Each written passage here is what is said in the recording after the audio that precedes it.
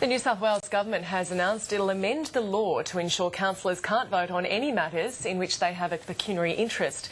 The government has been under pressure over the issue since concerns were raised that Auburn's Deputy Mayor and property developer Salim Mahathir was entitled to vote on planning matters from which he could potentially benefit. The government previously refused to commit to changing the laws, saying it was being reviewed as part of a wider overhaul of the Local Government Act.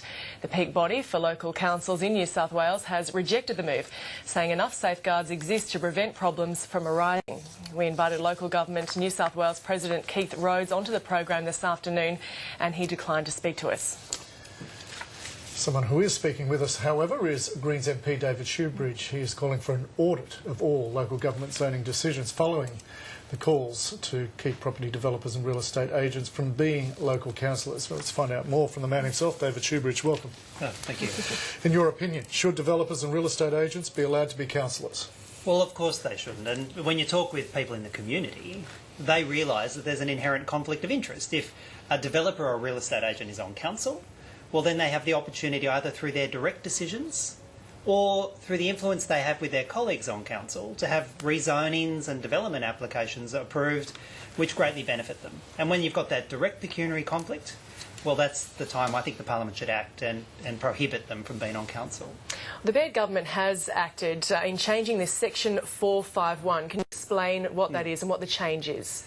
Well, all they're really doing is fixing up a terrible mistake they made 3 years ago. And 3 years ago, the then O'Farrell coalition government changed the law to allow a local developer or a landowner to vote on a decision to rezone their land. And that might be a part of land that they own in the commercial shopping precinct or a development site.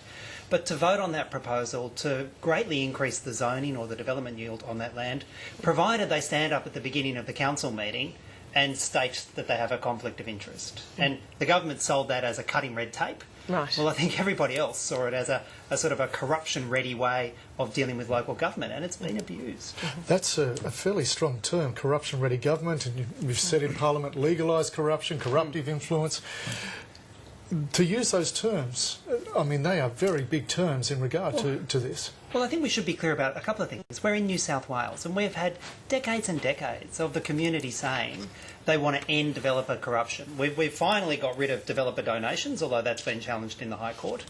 But when people in a local council area can see developers getting themselves elected onto council and then being able to vote to rezone their own land and potentially give them millions of dollars worth of personal gain, well, it might be lawful, and it is, because the coalition government made it lawful in New South Wales.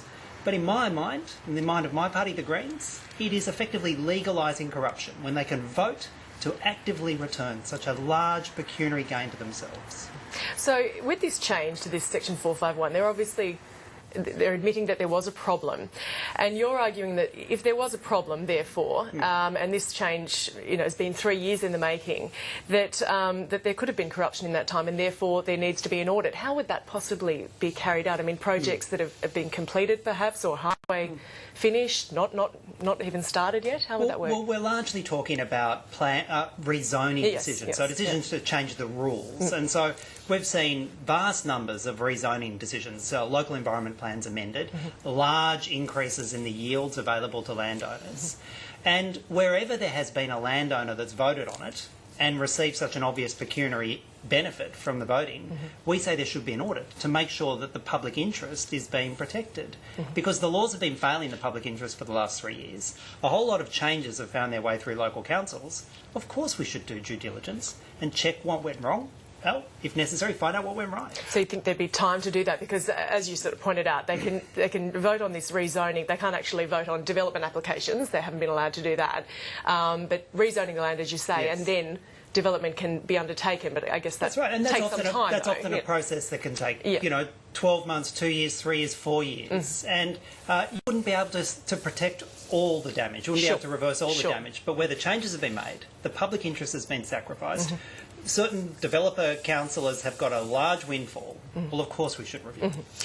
Now, the New South Wales government is looking at amalgamations of councils, local councils. how concerned are you that you may well be indirectly helping create an argument here for amalgamation of councils to as some sort of watching over larger bodies of councils? Well, bigger councils won't make them corruption-proof. They'll just make bigger decisions. But of course, when you look back at this and you realise that the government made these changes 3 years ago, they opened up, if you like, a sort of very large argument about misuse of councillor positions, and then they seek to take advantage of their own misstep in order to say that local councils are failing, that they're acting not in the community interest. I think that's a pretty appalling political process from the government. Local councils have been put in this mess because of what the state government has done. They should not have amended the laws and allowed this to happen in the first place. So to those in the government who say that this is an argument to amalgamate councils, first of all, making them bigger won't corruption-proof them. And secondly, this is a problem of the coalition government's own making here in New South Wales. Greens MP David Shoebridge, thanks for joining us in the studio. My pleasure. Thank you.